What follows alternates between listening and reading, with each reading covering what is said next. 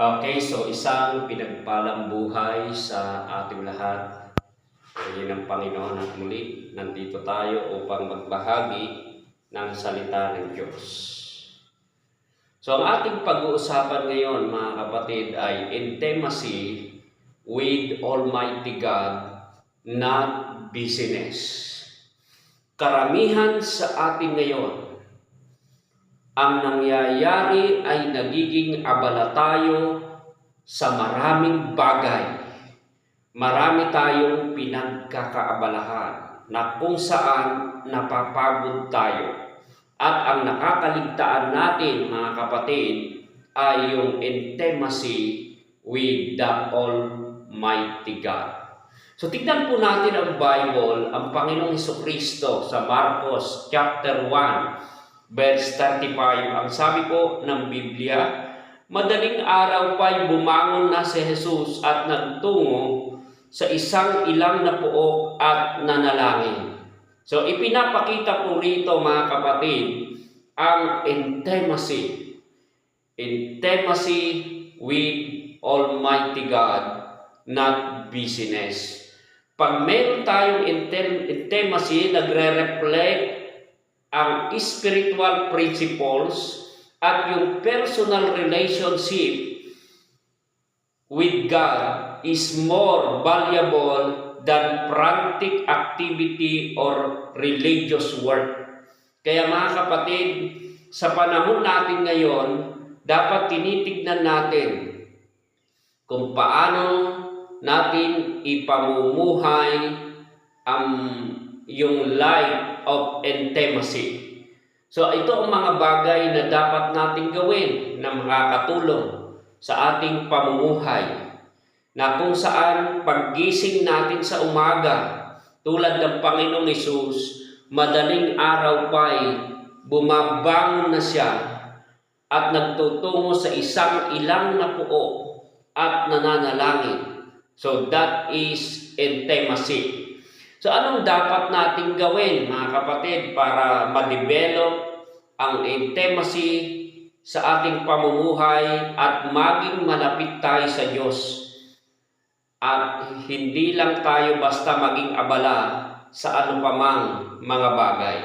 Number 1 na dapat po nating gawin, prioritize undivided attention. Set aside dedicated non-negotiable time each day for prayer and reading scripture, giving God your full attention. Na paggising pa lang natin sa umaga, hindi po yung trabaho agad, kundi ang gagawin natin, magse-set aside tayo ng ating oras, mga kapatid. Meron tayong tinatawag na schedule time, mga kapatid.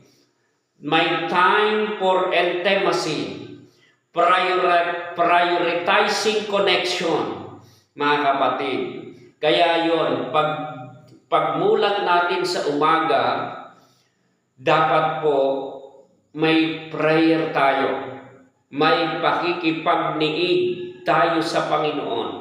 May pagbabasa ng banal na kasulatan na ang mga bagay na ito ay ginagawa natin kasi mayroon tayong laang oras para sa Panginoon. Kaya sabi ng Bible, madaling araw pa'y bumangon na si Jesus at nagtungo sa isang ilang na puok at ang ginawa po niya, nanalangin.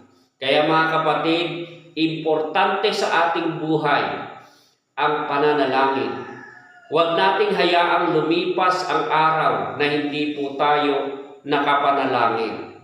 So prioritize undivided attention. Mas lalaanan natin ng panahon, una ang Diyos, na kung saan tayo po ay maglalaan ng oras ng pananalangin at pagbabasa ng kanyang mga salita. Pangalawa, practice presence. I-practice po natin yung presence. Sanayin natin na yung sarili natin ay nagbababad sa presensya ng Diyos. Acknowledge God's presence throughout your day. not just during formal quiet times. Pwedeng kausapin natin siya habang tayo nagmamaneho, habang tayo po ay naglilinis, o habang tayo po ay naglalakad. Yan po, importante po yan na sa bawat work natin. Halimbawa, ikaw nagdadrive, yan, pinapractice natin yung presensya ng Diyos. Sinasanay natin ang ating sarili na hindi lilipas yung araw, yung mga oras na hindi natin nararanasan ang presensya ng Panginoon. Maaring ikaw ay naglilinis ng bahay, maaring ikaw ay nagluluto, maaring kung ano ang iyong ginagawa, practice the presence. Ano po yung presensya ng Diyos? Okay, pangatlo po na dapat nating gawin, mga kapatid, para ma-develop ang ating intimacy sa Diyos. Ito po yung isang napakahalaga na dapat po nating gawin. Embrace vulnerability. Ibig sabihin, yakapin natin yung pagiging makatotohanan. Be honest and open with God about your thoughts, your fears, and struggles. Pwede nating i-open ang ating buhay, ang ating status, ang ating sitwasyon, ang ating pinagdadaanan, ang ating mga nararamdaman. Maging bukas tayo sa Diyos. Pag naging open tayo sa Panginoon, halos lahat inihahayag natin, magiging malapit po tayo sa Diyos. Minsan hindi tayo nag-o-open sa Kanya, kaya nalalayo tayo sa Kanya. Pero subukan natin ibukas ang ating buhay sa harapan ng Panginoon, ating puso. Tignan niyo po si Zaccheo, Si Zaccheo sa Bible. Mapapansin natin ang binukas niya ang kanyang puso, binukas ang kanyang tahanan, may kakaiba pong nangyari. May na-create na greater changes sa kanyang buhay. Totally siya po ay nagbago. So, nung lumapit siya sa Panginoon, lumapit sa kanya ang Diyos, yun yung maganda ron. Sabi ng Biblia, lumapit kayo sa Diyos at siya'y lalapit sa inyo. Kaya lumapit siya sa Diyos, tignan niyo po ang nangyari sa kanyang buhay. May nangyayari po sa buhay natin pag may intimacy tayo sa Panginoon. So, embrace vulnerability. Kung nag-struggle tayo, lalo tayo magpakumbaba sa Panginoon.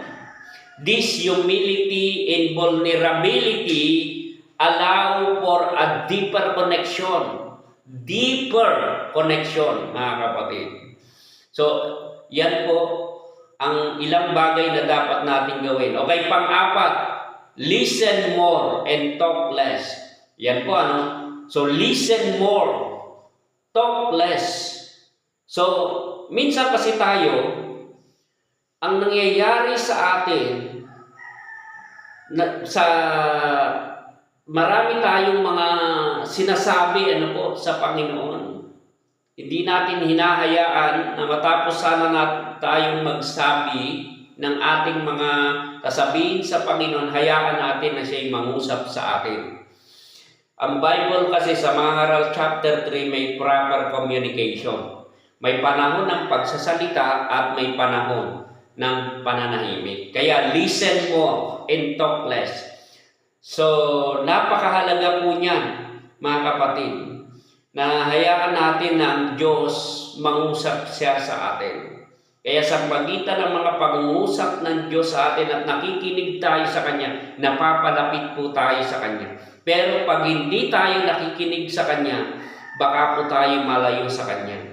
Okay, ano pa dapat natin gawin? Simplify your life.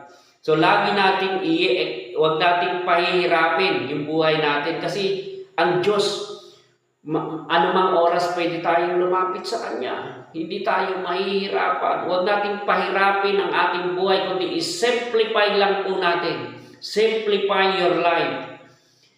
Examine your schedule and let go of unnecessary activities and distraction that hinder your spiritual life. Reshape your life to create room for God. Kaya mahalaga po, mga kapatid, na pasimplihin natin ang ating buhay. Huwag kung ano-anong mga ginagawa natin na napapagod tayo, nahihirapan tayo. So you must simplify your life. Panghuli at panglas, mga kapatid, trust God. Magtiwala po tayo sa Panginoon. Kapag wala kang tiwala sa Diyos, wala kang trust sa Diyos, baka hindi po ma-develop yung intimacy. Pero pag may trust tayo, lalo tayong mapapalapit sa Panginoon. Kaya mga kapatid, magtiwala tayo sa Panginoon. At pag may tiwala, yung tiwala na yon ang nagtutulak sa atin para hindi tayo malayo sa Diyos, bagos maging malapit tayo sa Panginoon. Kaya mga kapatid, lagi na maaring ikaw ngayon ay abala sa ilang bagay. Abala ka, busy ka lagi, ang bukang bibig mo ay busy, pero isipin mo, intimacy with Almighty God, not busyness. Kaya mga kapatid, hayaan natin na sa mga oras na ito magkaroon tayo ng emotional connection, active communication, at meron tayong validation and trust sa Panginoon. I-validate natin ang ating buhay. Malapit na ba tayo sa Panginoon o malayo na tayo sa Panginoon? Pero mga kapatid, it's time na lumapit tayo sa Panginoon. Sabi nga ng Panginoong Hesus, lumapit kayo sa akin, kayong lahat na napapagal at nabibigat ang lubha, at kayo'y aking pagpapahingahin. Kaya mga kapatid, much better to have intimacy with God kaysa maging abala tayo sa mga walang kabuluhang bagay. Gawin nating makabuluhan ang ating buhay. God bless us all. Basbasan at pagpalain tayo ng Panginoon. Salamat po sa inyong lahat.